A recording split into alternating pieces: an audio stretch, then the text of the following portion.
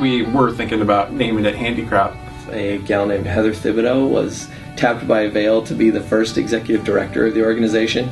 She got to sit at a trade show booth in Chicago with a big sign that said Handicraft behind her and take a lot of grief from a lot of parents going by. What the heck is that word? What does that mean? We knew that that wouldn't fly in grants. We knew that that wouldn't fly in the newspaper. We knew that it would be a very controversial term. So we found that there was a much better use of the term handicraft and a much more powerful use and a way to use that term correctly. Rather than shoot ourselves in the foot, we knew that we had to come up with something else. Incight is a hybrid of two words, Incight, which means to spark a passion, and Insight, which means intimate knowledge of. In getting Incight up and off the ground, we looked at the statistics. Only 16% of those with disabilities go to college and graduate, and 76% are unemployed. We had to start somewhere.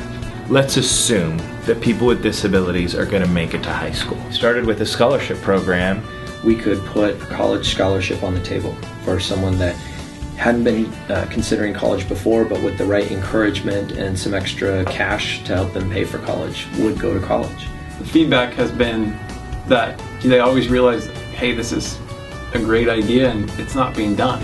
We needed to develop a database to give us access to these people with disabilities so that we can then build a relationship with them and mentor them and then help them along the way through life and contribute to society. Giving that first scholarship, having that first student that we were working with. And we were really excited for her because she didn't know if college was going to be in her future or not. And DJ Whitmer and I went to that awards ceremony, and DJ got up there with this big check and handed it out to her as part of this scholarship award ceremony. So we had some fun kind of embarrassing her with it and making her accept this big check, but it was a big deal. It was through the high school programs and just seeing the light bulb go on where they had been told, like, hey, you know, you're not going to succeed or amount to anything, and having them say, hey, for the first time I realized that I could do something like go to college or get a job.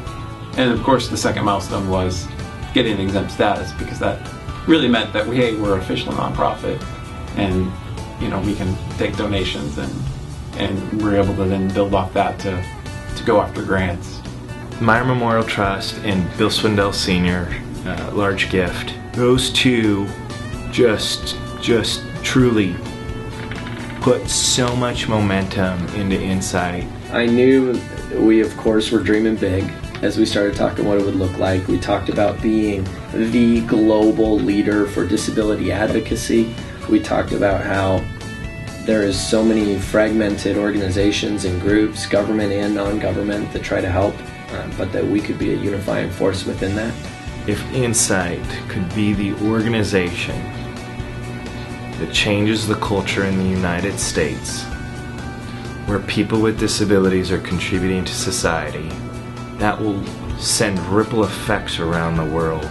I am all of the things I am today because of the influence that those guys have had in my life, and I wouldn't have the quality time that I have with them without this organization. Everyone has so cared about making an impact, about making a difference, that this organization just continues to grow. We're so fortunate to have had so many partners along the way, educators that helped pave the way for our interactions in the high schools and at the college level. The opportunities to be able to share and show that success and that appreciation for that continued investment in what we're doing.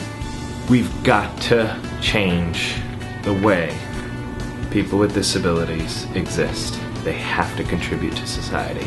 They can and they will. Every day that Incight is working on that goal, it means the world to me.